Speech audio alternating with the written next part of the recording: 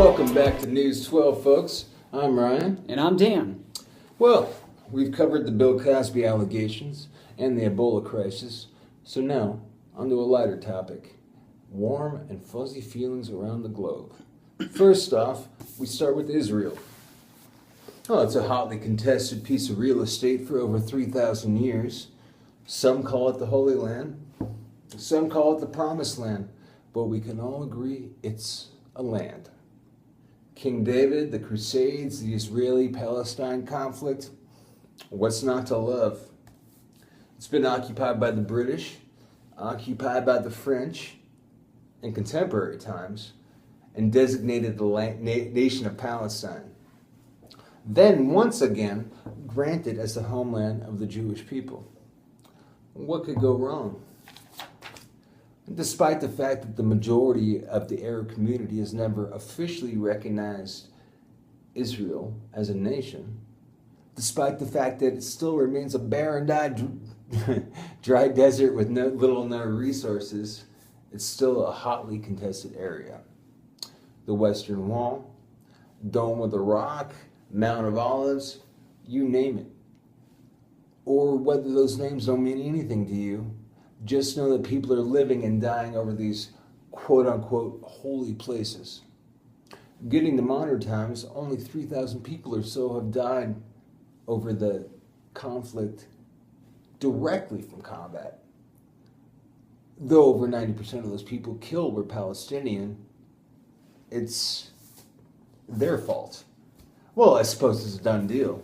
Everything's worked out accordingly, and violence has had its side effect.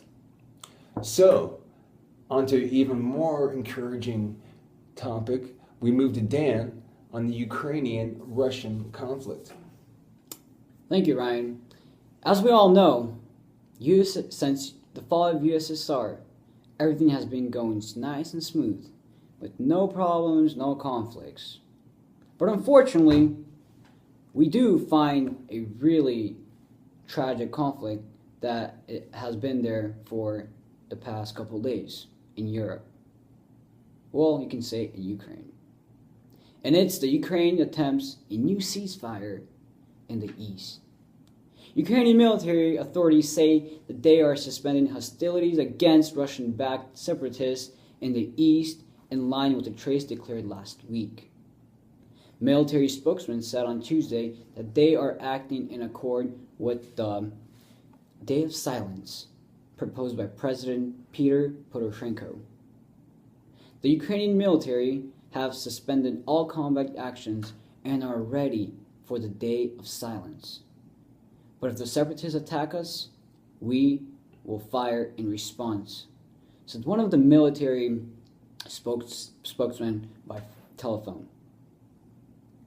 Authorities in Kiev say the trust could lay the foundation for longer-term peace. Separatist leaders say they have agreed to the term of the Day of Silence. Sustained rocket attacks were being carried out in the Donetsk regions until Monday.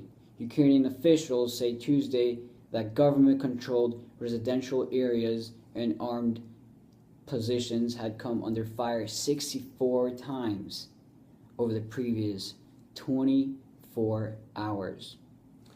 Well,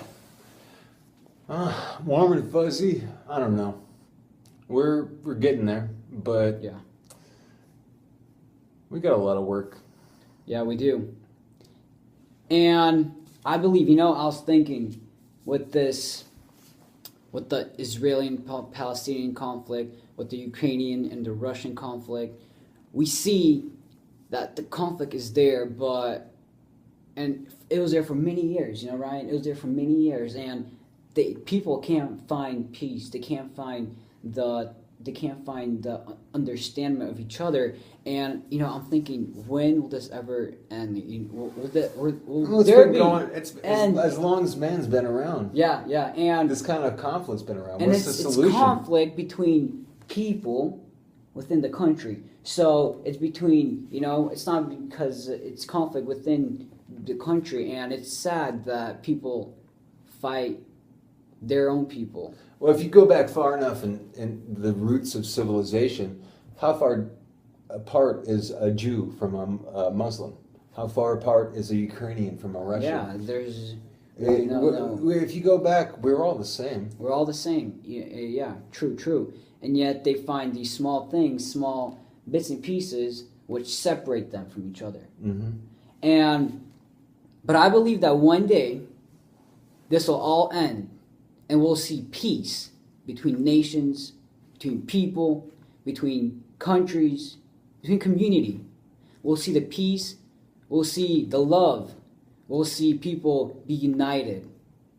But that's all with the work between you and me. If we try the best, if we try hard, and if we contribute to have this peace, if we contribute to have this mentality of not killing, if we have this mentality of not punishing each other, And we'll the see only, peace. Do you have the only anything way to this add is on? going to happen is dialogue. Yes. We got to speak with each other. Yeah. If there's a difference, if there's a misunderstanding, we have to communicate it. Yeah. That's the biggest problem with people having violence or political differences, Yes. ethnic differences, religious differences. It's a lack of communication. Yes. We got to speak to each other. Yes. And if we don't communicate, then what the end result is often is a bomb or a gun or a war. Yes. We gotta speak with each other. So, as we know, the memo of this news is communication. Communication. If we're going to have communication, we're going to have love, we're going to have peace, we're going to have the countries will be united between each others, and it's going to be amazing. And we're gonna have warm, fuzzy feelings. Thank you. Thank you, folks. I'm Ryan. And I'm Dan. This is News 12.